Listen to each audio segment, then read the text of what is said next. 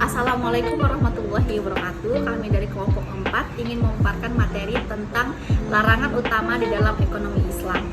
Kelompok ini beranggotakan 4 orang, diantaranya ada Anissa Sabira Putri, Grace Angelica, Mai Wulandari, dan saya sendiri Farah Amelia.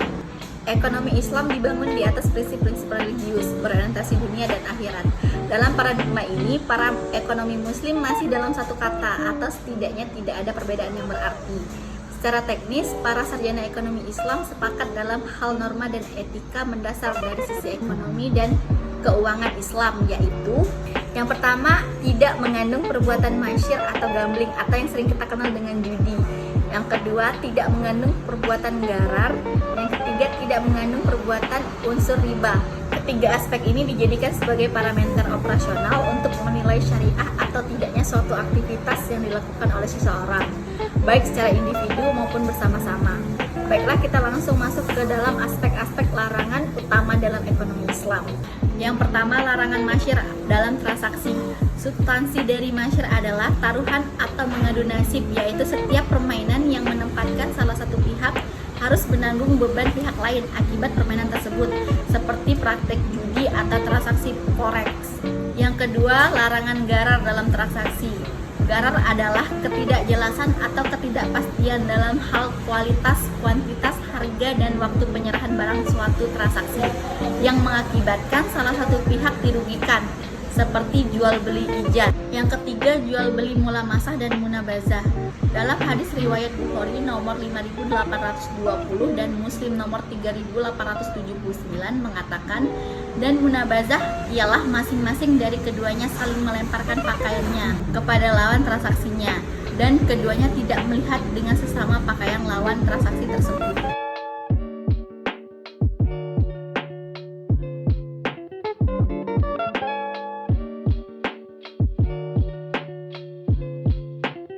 Riba dapat terjadi pada tambahan pada transaksi pinjam-meminjam yang dipersyaratkan seperti bunga simpanan dan pinjaman pada bank konvensional.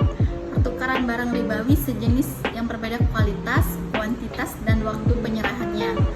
Seperti pertukaran uang 100.000 satu lembar dengan uang 10.000 11 lembar. Selisih 10.000 masuk kategori riba. Oke, selanjutnya yang kelima, bentuk-bentuk transaksi lainnya yang dilarang.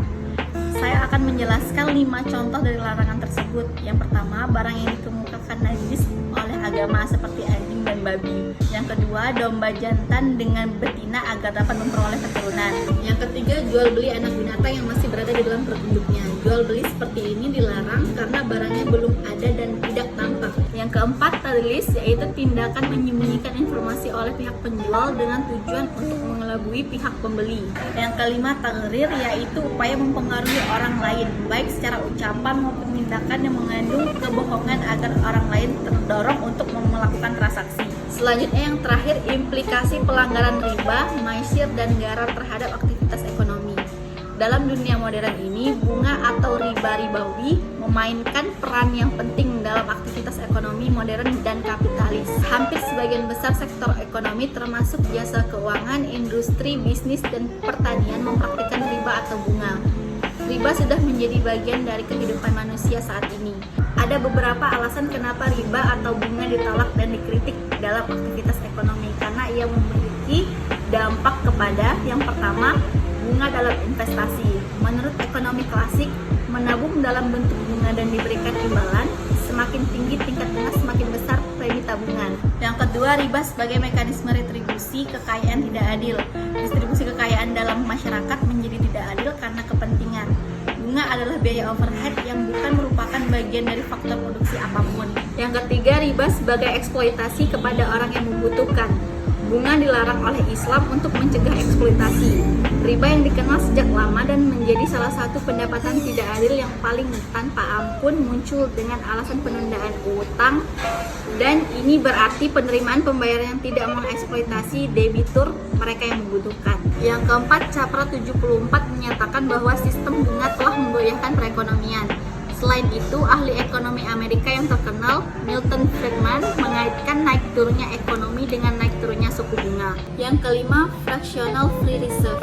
Fractional reserve sistem adalah salah satu sistem perbankan modern yang dinilai oleh para ekonom sebagai sumber masalah yang sistematik dan memunculkan krisis event.